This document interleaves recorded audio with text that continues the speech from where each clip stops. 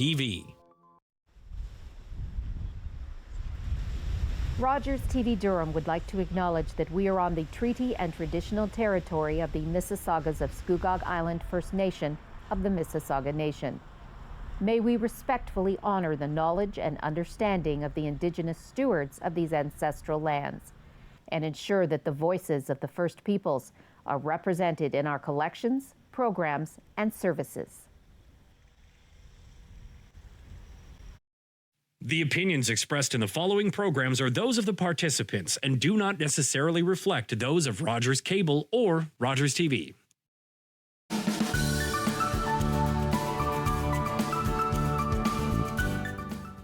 Hello, everyone. Welcome to another episode of At the Heart of Business. I'm your host, Judith Tate.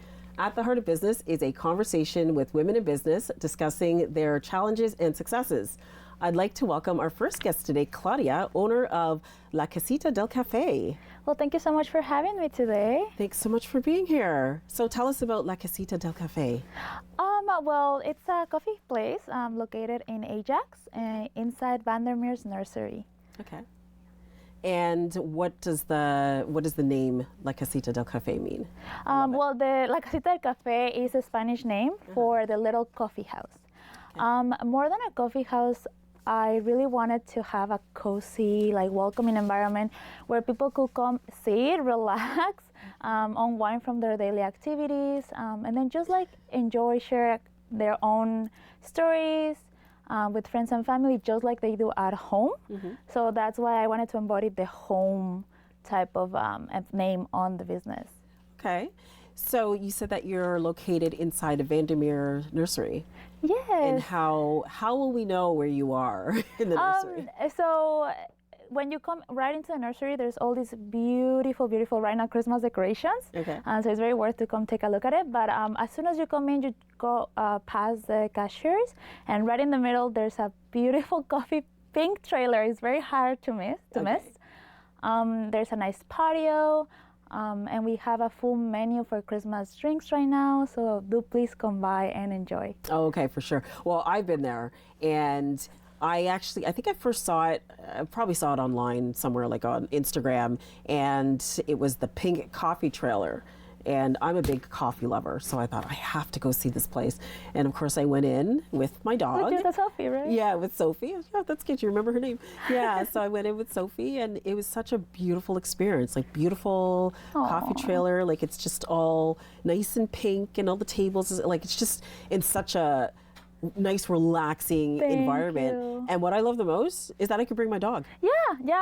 I'm very happy about that. We're very accessible. Yeah. We're very pet friendly, and not only pets are welcome, everybody is welcome. It's very accessible for people for these mobility issues. Yeah. So there's a big parking lot. You can come in with park right in front, come out. There's no stairs. There's no deep inclines, so you can just come in straight to the coffee trailer, to the patio, and enjoy.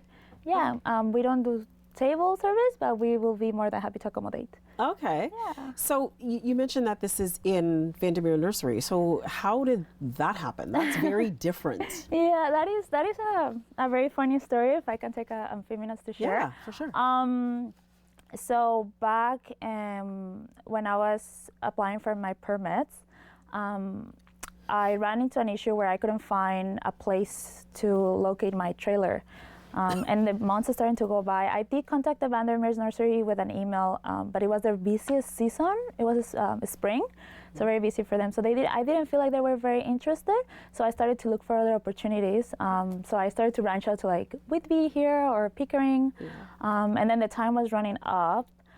And I was really discouraged because every single business that I reached out said no. Yeah. So it was email, calls, just days, nights, and then I thought it was gonna be a seasonal business. So it was already well into June, and I'm like, okay, how many months do I have now to be on business? So finally, when I was about to give up and go to another city, they reach back and they say, hey, I'm so sorry we haven't, been on top of the communication. We're really busy. When could you come in and set up? And I was like, tomorrow. Yeah. I'm just gonna pop in. I'm gonna be there tomorrow. And I pop in. I brought the trailer. We set it up. They've been very kind, and we work it out. I love it. That's so nice. Yeah, And as I said, it's very unique. And yeah, I got to give you credit for being like persevering. Thank you. Like, how many times did you hear no before you heard yes? Oh my God, it was very stressful. It was a lot of no's. But you know what?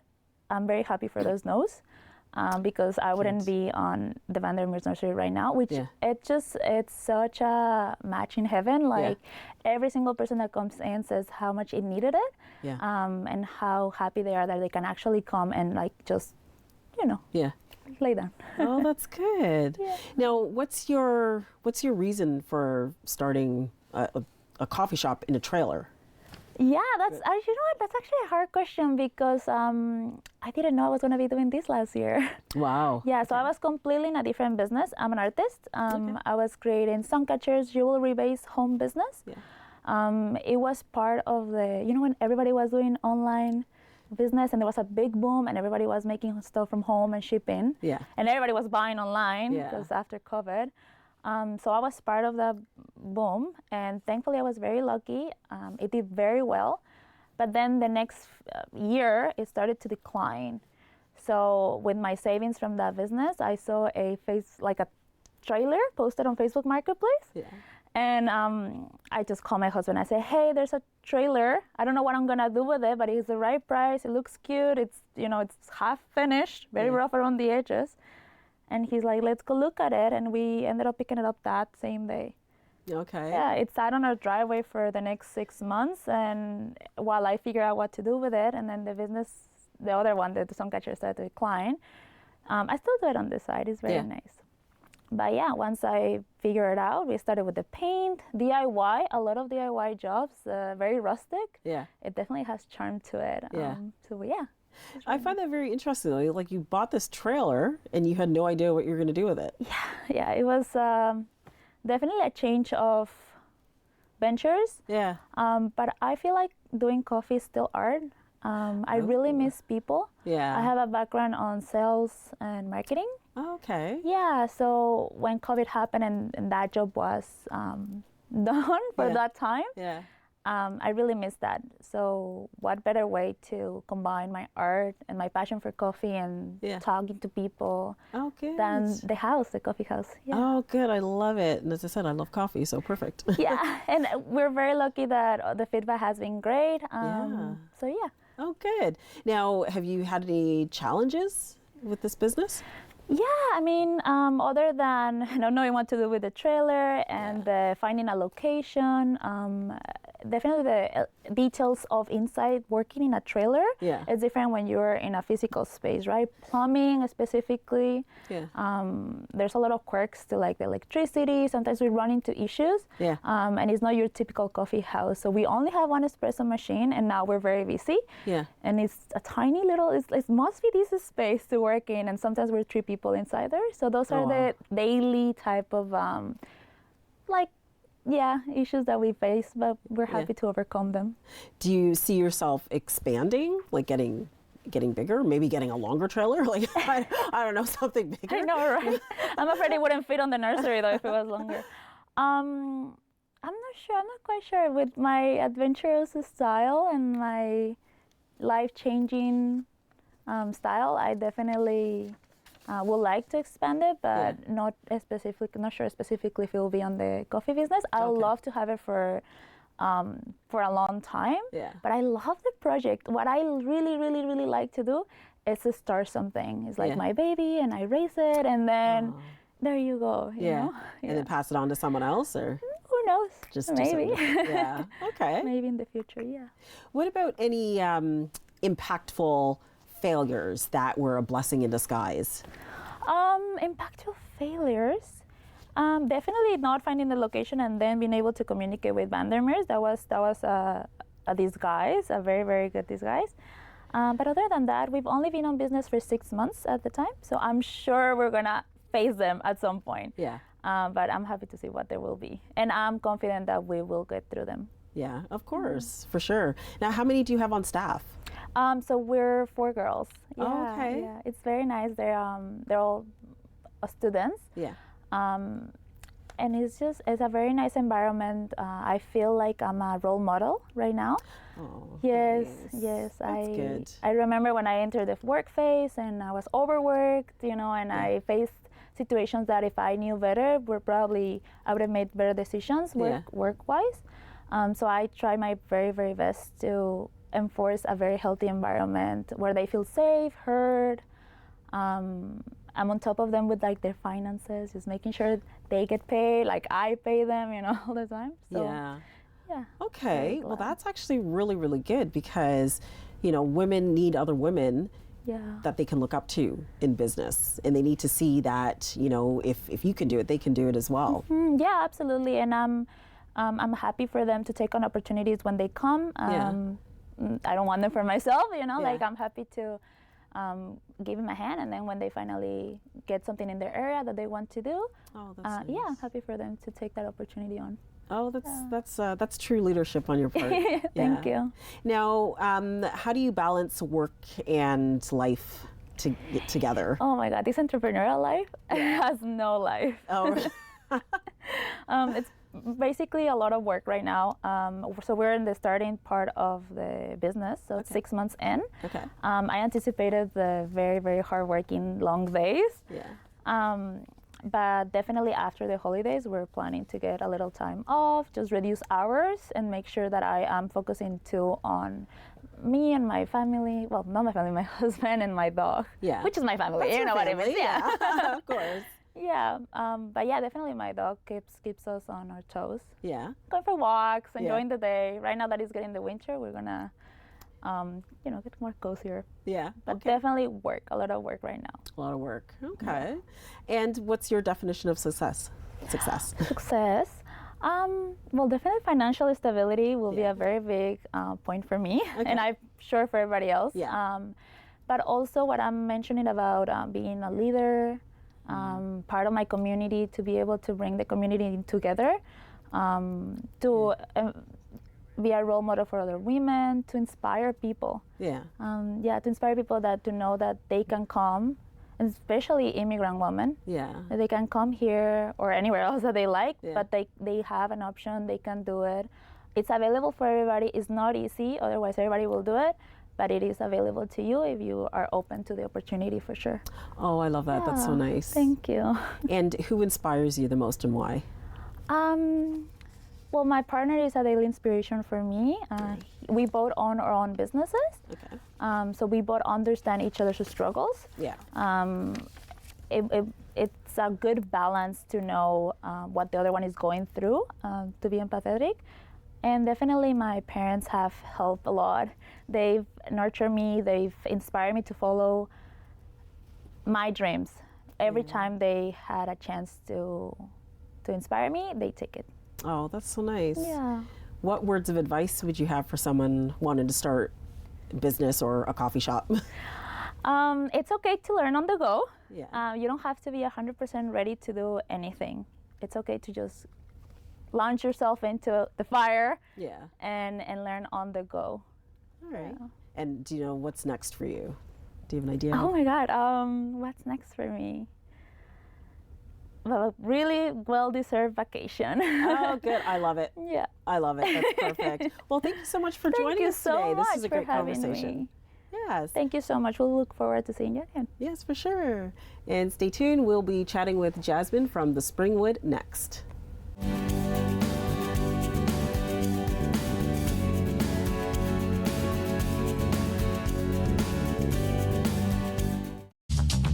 This program is brought to you by Ignite TV.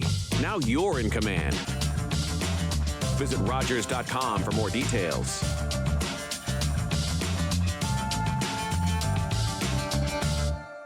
Canada's Got Talent is getting ready for the biggest season ever. 874,624, 800. With the biggest cash prize in Canadian TV history. Howie, what are you doing? 874,626. Rogers wrote a $1 million check for this season's CGT winner. Yes! It's the $1 million season. Thank you, Rogers. Canada's Got Talent. This March on City TV. You're watching Rogers TV.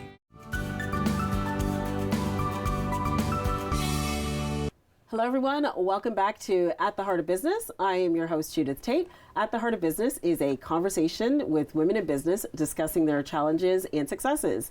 Our next guest is Jasmine, owner of this fabulous restaurant called the Springwood. I love it. Welcome, Jasmine. Thank you. Thank you so much for having me. Yes. Well, tell us about the Springwood. So the Springwood is a local farm-to-table restaurant. We call it Canadian farm-to-table.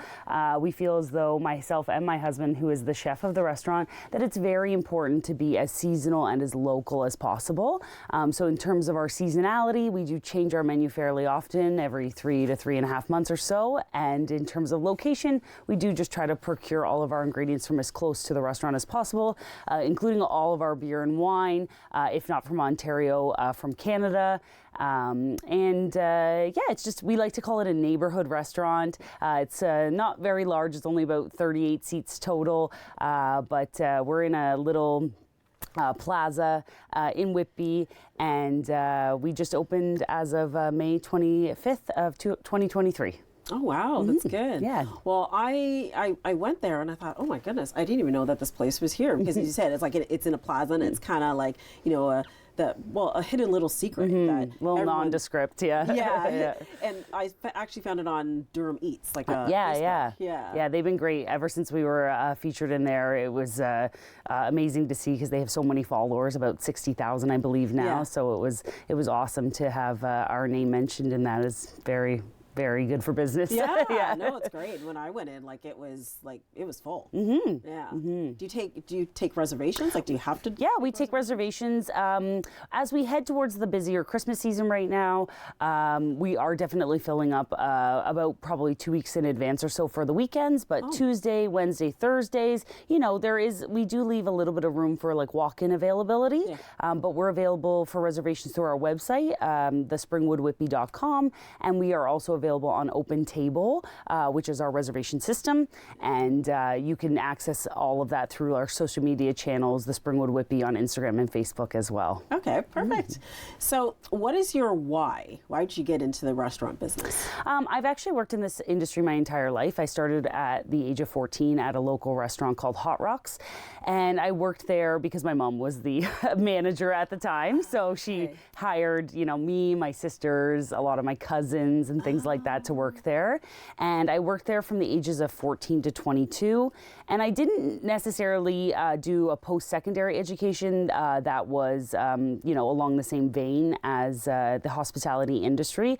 But I met my partner when I was 19 and he was 20, working at Hot Rocks. And as we got further and further into the relationship, a goal of ours was to move downtown Toronto.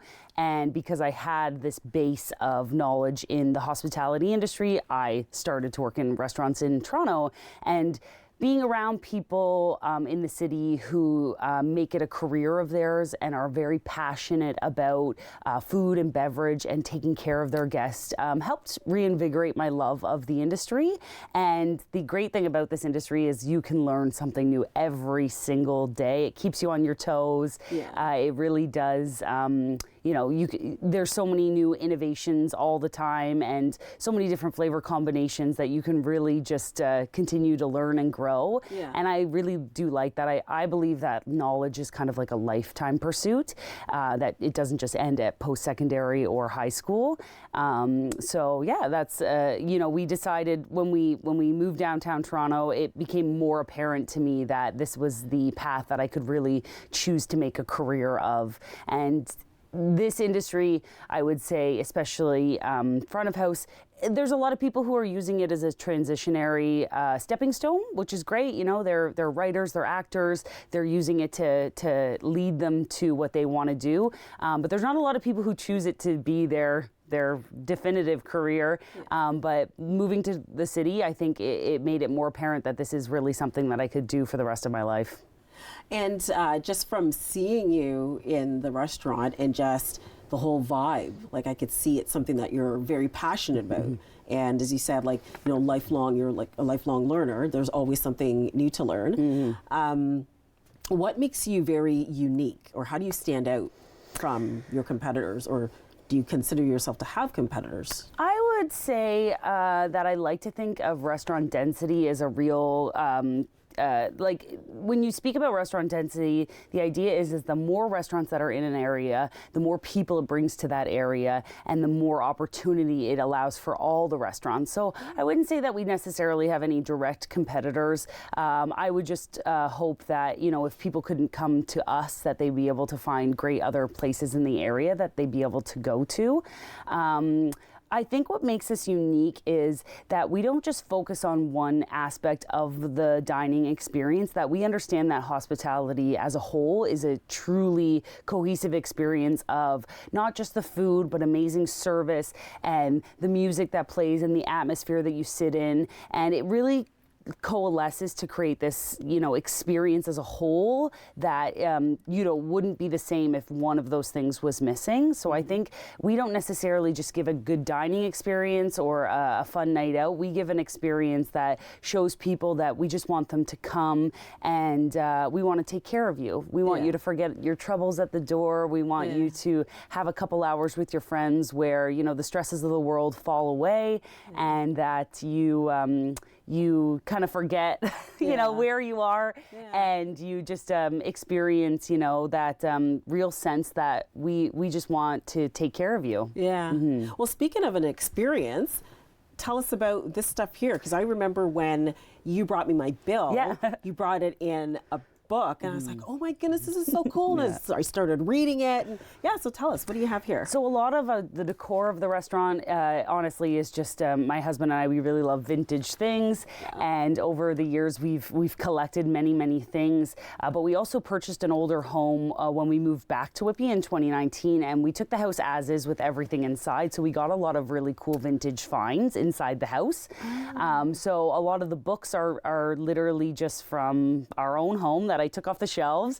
The credit card companies don't really give out the bill folds like they used to, the plastic bill folds where you'd put the bill and give the candies on top. So we kind of had to come up with our own idea, but the restaurant is an amalgamation of many different dining experiences my husband and I have had ourselves, and, you know, picking up on little things that we just thought, oh, what a cool idea, what an interesting way to, you know, show that we understand how to be in a restaurant, like where your purse should go, or, you know, like things like that. And we've just taken those ideas over the years and kept them in the back of our minds for when we open our own restaurant one day. The books specifically are from the idea is from a restaurant we ate at years ago in San Francisco together, and that's how they presented the bill, but in an old library book in the back card slot. So we just fell in love with that idea and thought, oh, that'll be a great idea one day. And like you said, it really does create this this moment with our guests at the end of the meal where they start reading to each other. Sometimes the passages are very like, you know, they relate to what's maybe going on in their lives at the time. And we don't pick the books specifically for a table. We just kind of, you know, grab what we think would go best and hand it over. But yeah, and a lot of the vintage stuff, like the Avon is from my grandmother, and yeah, just years. I can't really say no. I'm bad about saying no when someone says, "Oh, I have something vintage. Would you like it?" I have a problem saying no. So, that's good. But it's nice because then we can change up the decor in the restaurant too. Take some things away, put them back at our home, and bring some new stuff. Oh, that's neat. I love it. Thank you. So you've built a really good business, which of course takes leadership. Like, you've got a team, and of course with leadership comes values. And how do you stay true to your values? I think having a good partner who you can trust and hold you accountable to those things is very important. I think too, having been in the industry as long as I have, I had so many different leaders in my own life, and managers and owners that I not only took things from, but also decided, you know, maybe that's not the way I would personally do those sorts of things. So I took the good and the bad, because everyone is so different and you work with so many interesting people over the years, that I think, you know, there was the times where I witnessed, you know, a leadership role and thought, oh, that's definitely how I want to be with my own team one day. And then there was the times as well where, you know, things backfire on people and you go, okay, well, now I've learned from that experience as well. And again, in terms of like my pursuit of knowledge for my whole life, not only can you learn what you would like to be, but you can also learn, how to steer clear of the things that, maybe created issues for people in the past. Okay, I love it. And have you had any impactful failures that were like a blessing in disguise? I would say with opening the restaurant, we were ready to go around the beginning of May, but what holds most restaurants up when they're ready to open is permitting, so liquor license and things along those lines. So we waited about 3 or 4 weeks to finally have everything in place. We wanted to be open. First, it was the beginning of May, then it got pushed to the 16th, then it got pushed to the 25th. I think in terms of getting really ready and getting set to open the doors, it was probably a blessing in disguise that it did push us a little bit further into the month. Yeah.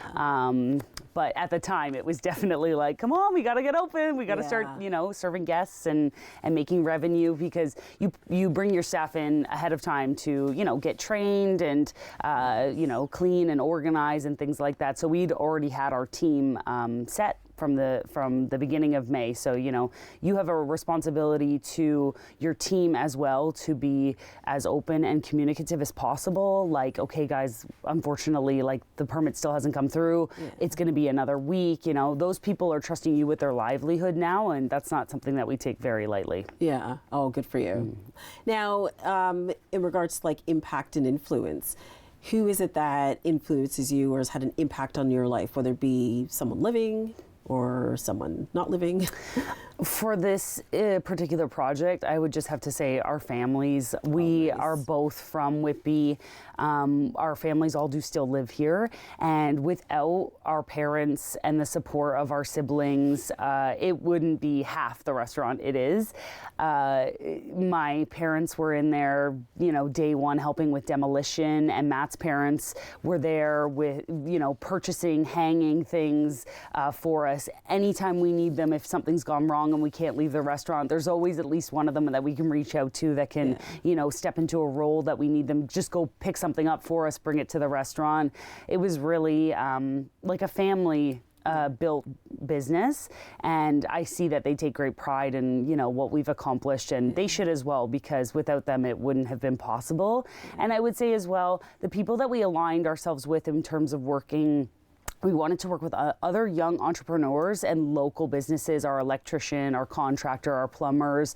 And I've never been of the belief more than I am now that really your success is attributed to who you align yourself with. And they were just, they were all amazing. And I couldn't be more grateful to the hard work that they put in. And, they really do stand behind us now and come into the restaurant and dine with us all the time. So it's really nice to see. Oh, that's good. It's so important to have people in your corner. And as you said, align yourself with the right people, because if you align yourself with the wrong people, it can cause a lot of problems. 100%. As you know. 100%. So what do you want people to know about the Springwood?